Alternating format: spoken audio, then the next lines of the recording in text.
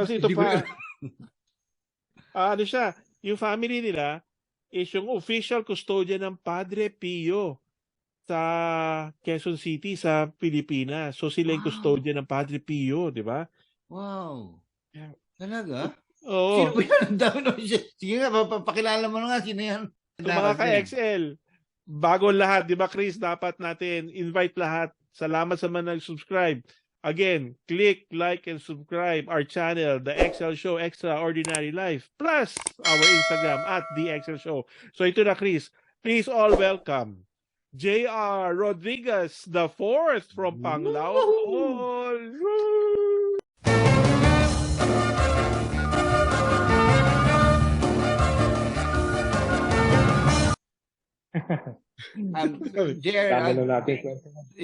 But maybe lastly, they also mentioned that you are also a follower of Padre Pio. Oh yeah. That's the family cross. The family carries the cross of Padre Pio in the Philippines. Okay. We are the custodians of the relics. All the relics in the Philippines, all the churches. Well, there's only a few chapels and churches. We'll have to pass through our family. Kasi yung relationship namin with Padre Pio is very since the 70s, and we've had miracles like my sister, my youngest sister na unborn. She had 2 miracles before she was born. My mom thought that she would be deformed kasi na-x-ray siya several times. Self-medication yung mom ko. So someone in the doctor's office said, pray this pamphlet. Binigyan siya ng Padre Pio pamphlet.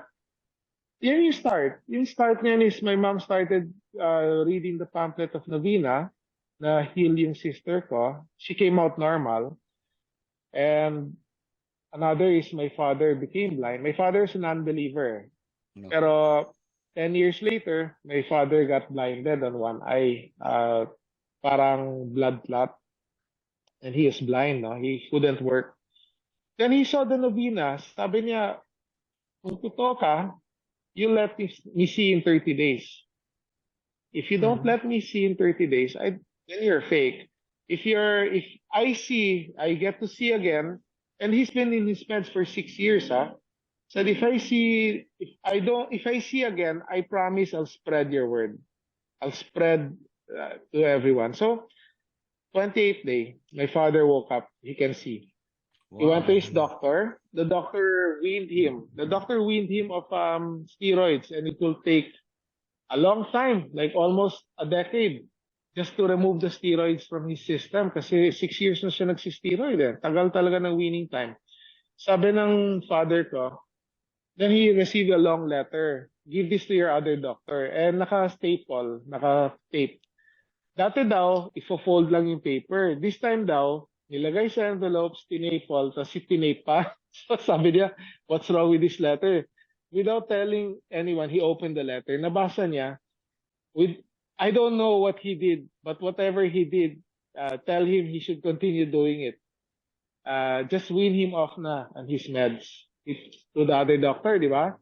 My father said, you know what? If you made me see again, you're not going to kill me. So he didn't win. Cold turkey siya. Nothing happened. Parang wala lang. So, and then ever since then this is how it started. So and then one day he never opens the door. May kumakatok, he never opens. May tumitimbre.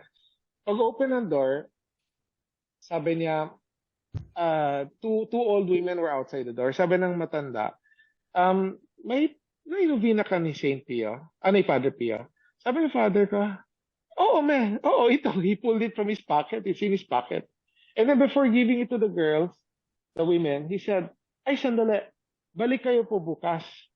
Ipapaduplicate ko lang. So, we had yung mano-mano na press, yung iniikot-ikot sa office namin. So, nagpa-press siya ng 5,000 copies. So, they gave him a few hundred muna. The next day, binigyan niya yung press copies. Then, kami naman, what happened to me in school, out of the blue lang, this uh, uh, assistant principal. I was grade 4 ata, grade 5. Assistant principal comes to the classroom looking for me, and I'm like, oh my God, that only happens kapag may May kaso ka. masususpend ka. May kaso. So what did I do, di ba? When I got there, she whispered to me, do you have a Padre Pio pamphlet? I go, we call them Miss. Miss, I'll bring tomorrow.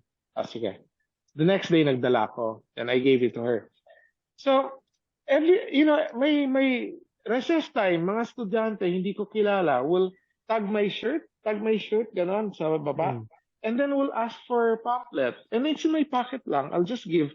So every day, napansin ko, I'm always getting mga half inch or 1 inch of pamphlets, putting in my pocket here. Every single day, nauubos siya.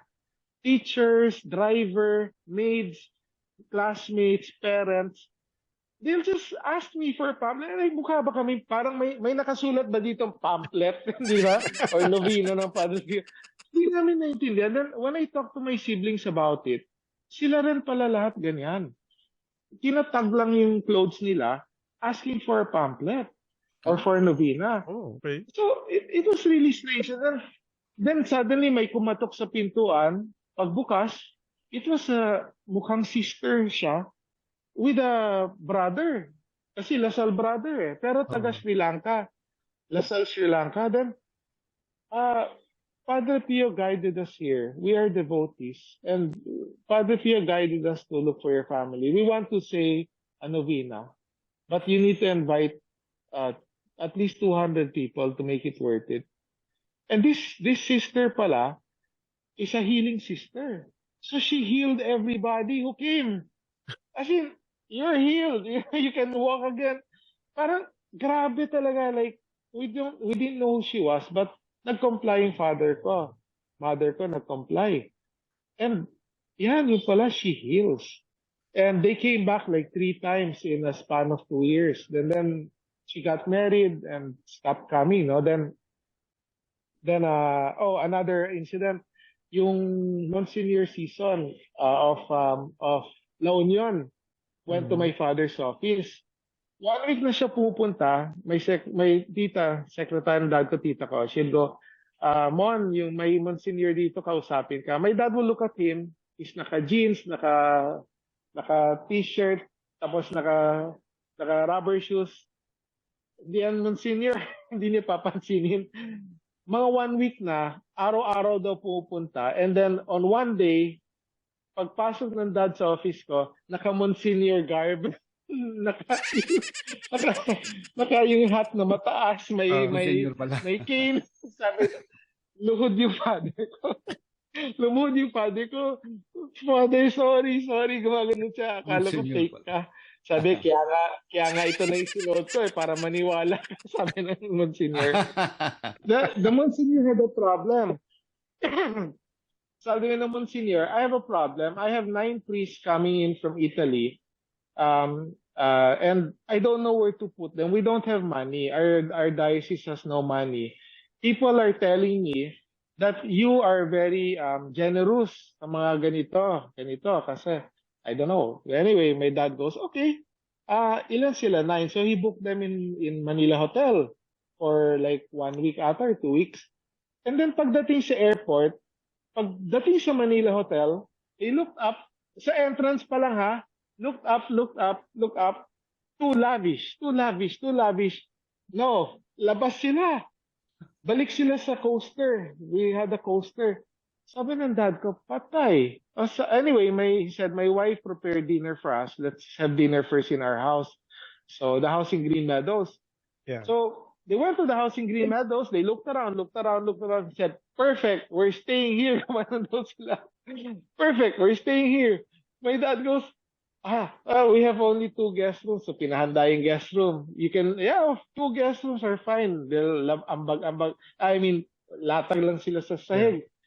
They require daw a mass a day. And 9 sila. So either 9 masses or sabay-sabay sila magmimisa. So every day nagmass kami doon. Several times, like 3 times a day.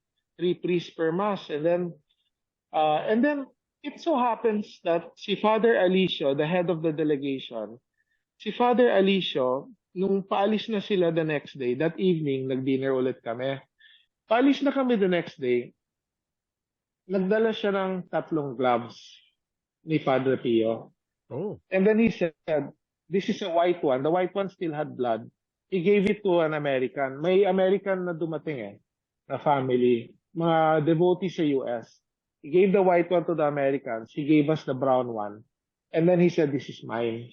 Dalawang white pala. Yung isang white sa kanya. This is mine. And then he had a blanket.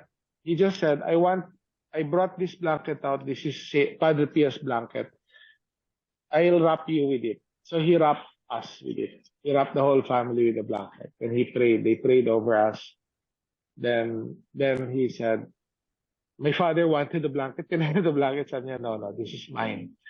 He was the bantay of Padre Pio. That was his first job as an acolyte. Hindi pa siya pare. His first job was to be the bantay and maid of Padre Pio. Hanggang namatay si Padre Pio. And then, how do you put that together? Diba? Sa lahat ng tao na binahay namin, yung alaga ni Padre Pio. And then, fast forward, my brother Raymond, he passed away in 1990s due to cancer. Last story na to. He went to, he was given 2 weeks to live. So, my dad sent him to the US. In the US, they told him, we can only extend his life for 2 months. Maximum na yan. And then, on the 2nd month, instead of going back to the Philippines, sabi ng father ko, kasi wala na talaga anytime na sabi ng father ko, let's go to tour ng Europe na lahat ng lords, yung mga religious sites, di ba? Miracle sites. Yeah. So they visited, and one of it is the Padre Pio Center. The Padre Pio Church, the original church where Padre Pio was in. Sabi ng tama-tama, pagdating nila doon, there was like 800,000 people. It was the feast of Padre Pio. So, nahirap, paano ngayon yung hotel? Sabi nila, then, so bahala na, let's eat muna, sabi nila. So they saw a small inn, they went inside, a small parang restaurant inn, they went inside, they asked if they can eat. Oh yeah, you can eat. And then, sinabi, we're full. No, you cannot eat, we're full. They don't even have enough to serve outsiders. Then my father goes, do you have rooms? No, we don't have rooms. Why? How many are you? He said, it's a feast of Padre Pio, there's no room. Sabi ng father ko, we're 11. Sabi niyo, we don't have rooms. You cannot stay anywhere here because there's 800,000 people actually. So, within that minute, may nag-check out. And then yung nag-check out, eksaktong 11. So sabi ng may-ari ng oh, you're in luck. Yeah, you have seats now. You have seats now. May upuan na sila sa dining room kasi the room pala comes with seats. And then yung seat mo, may spoon, may fork, may tissue, may hanky, may napkin. That's yours, and the entire time you booked there, that's yours. Linisin mo, ibalik mo doon, nobody will touch that. Kayo lang makakaupo doon. So after eating, they ate the food, they left everything there. Ganun pala doon. So anyway, they went to the church. Pagdating sa church, multitudes of people, talaga million people almost. The tomb of Saint Pio is, there's a hole. No? You go on top of a mountain, there's a hole on the ground. You peep into the hole. And then you can see his tomb about 3 or 4 stories below. You can see his tomb, the tomb itself. And then people drop roses. So they fell in line. It was like a line that will take a day or two. Super long line, but they fell in line parang. And then yung mga priests, kasi that mountain has parang balustrade, yung parang mas mataas kaysa sa mga tao. So the priests are walking on top of all the people. The priests, from a distance, nakita yung nila yung pare, ginaganon sila. Tinipoint sila, yan, point, tapos ginaganon sila. So, they're like, sila nga talaga. Ang layo-layo nila. Parang how did the priest even pinpoint them? Di na malayo. So, lumapit sila. Tapos the priest was like telling the ones on the ground na, to set aside a space for them. So the securities were pushing the people aside para makapasok sila. Pagdating nila doon sa hagdan, akala nila makakaakyat na sila ng hagdan. Hindi, pinapasok nila. Pinapasok nila sa gate ng area na yan. Then, they walked, they just followed. And Italiano yung priest, so hindi sila nagsasalita, tahimik lang. They followed. And then, pagpasok nila sa isang room, the tomb was right in front of them. Wow. And the tomb was in a cage, parang prison. Wow. So the tomb was there, the cage was there, the tomb was inside, and ang daming roses, it covered the tomb. Yung talagang puno ng roses na binabagsak from the top. No? Then you look up, there's a hole where people are dropping, and they're still dropping. The priest opened the door and pointed to my brother with cancer. Pininpoint niya, he pointed to my brother with cancer, and he told my brother to go to the tomb. My brother hugged the tomb and cried. And everyone started crying. And nobody knew what was happening. Why? How? Mga questions like that, diba? So, after that, all the time you want. So my brother took a few minutes there. After that, they were guided into the church na to talk with the other priests. Mhm. So may nag-English na sa kanila. Sabi, Padre Pio told us to let your son hug the tomb, hug his tomb, or touch his tomb. And that tomb hasn't been opened for 40 years. The first time they opened it, and aside from cleaning it, it never was touched by anyone outside of the order. My brother was the first one who ever touched it Wow. in 40 years. But Padre Pio told them to do it. That's what they said. And ever since then, we've had a relationship na. Like the tomb of Padre Pio now, the new tomb in the new church. Kasi the old church is Saint Francis Church. Yeah. The new church is now Saint Pio Church. That church now, the aisle going down, that's another story for another day. Another day na lang, medyo mahaba-habang story yan. Pero, that's all possible because of the Philippines. Without the Philippines, hindi matutuloy yung tomb ni Saint Pio. The Philippines practically gave it to them. So yeah, that's my story of Saint Pio. And then of course now, I'm here. We have an island here. It's a chapel, a Saint Pio chapel. It's an official pilgrimage site of Saint Pio. So people come here to just go to the chapel in the island. But the Yeah. one in Eastwood City And of is course- the shrine. Yeah, the one in Eastwood, not the shrine, but that's the main office. Okay. We call it an office because it's just a chapel. It's not a church. Okay. It's the main office of the Saint Pio Center, of the Philippine Center for Saint Pio. Mhm. It has all the relics, except for the relics that are not there, like the one here in Bohol. All the relics that of Saint Pio has his blood.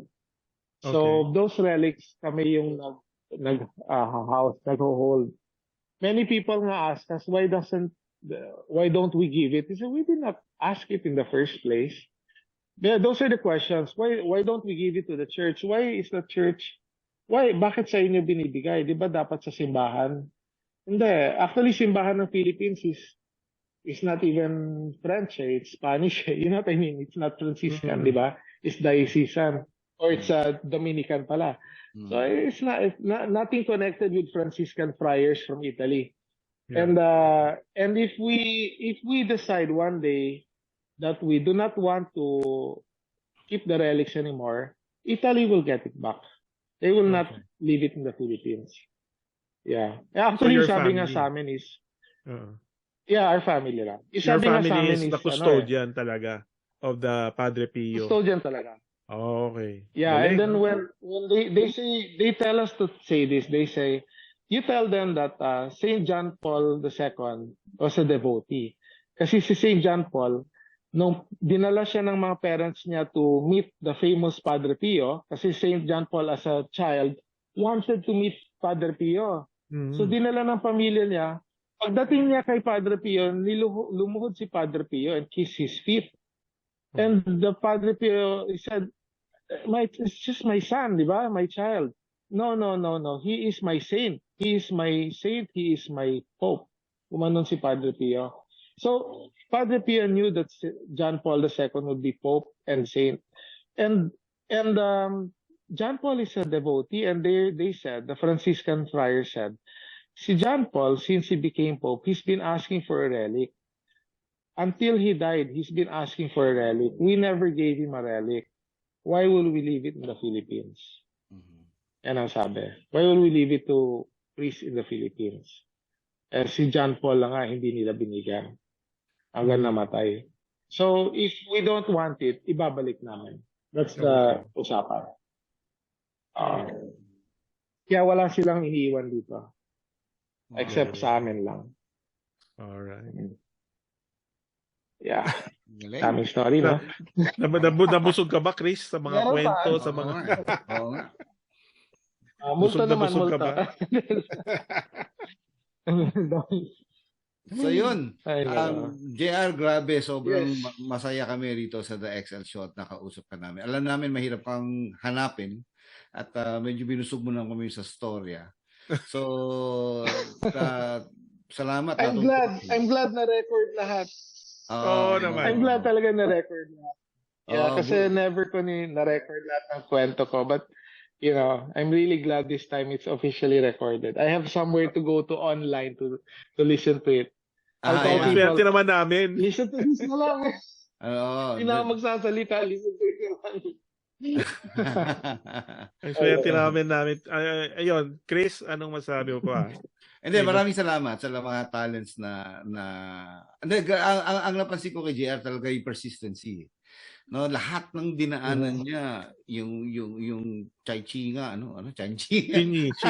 33 years talaga Diba, hirap niya niya, bago niya nakuha. Yung gemology, lahat pinagtiyagaan talaga. So medyo swerte ang Bohol at as of now consular si malamang mo baka maging congressman niya pag tagal-tagal. So maraming salamat. Ngayon pa lang nakausap ka na namin, baka pag tagal-tagal di ka na namin makakausap. Sobrang busy ka na. Salamat sa pag-accept mo ng interview dito sa The XL Show. You're welcome. Thank you also for this opportunity. Yeah. Really, thanks talaga. I'm very happy. Yes. So, Big Brother, You're the JR first Rodriquez. guys. Maraming salamat, and you accepted our invitation here in the XL Show Canada. So, ang ating mga kababayan dito sa Canada would get to know more about the stories behind Padre Pio, the stories about gemology, the stories about the martial arts Sinyi, and others because of you. Maraming salamat. Thank you so much for your time. Ayun, so... Thank you. Yes, thank you so much. And then, good luck Thank you, sa iyong pagiging public servant sa ating mga kababayan dyan sa swerte ang Panglaw. Buhol sa iyo. Sa mga kaibigan natin mga taga Bohol, mag-like and subscribe naman kayo dito sa amin sa The XL Show. Mapanood You yung have to like and subscribe. Otherwise, bibisitahin kayo ni Padre Pio. Okay. Sabihan kayo na, you have to like and subscribe. Okay. JR, maraming salamat. Big Brother. Thank you. Thank you, JR. Okay, sige. Bye-bye. Bye-bye. Ingat lagi. Okay, bye-bye. Thank you so much.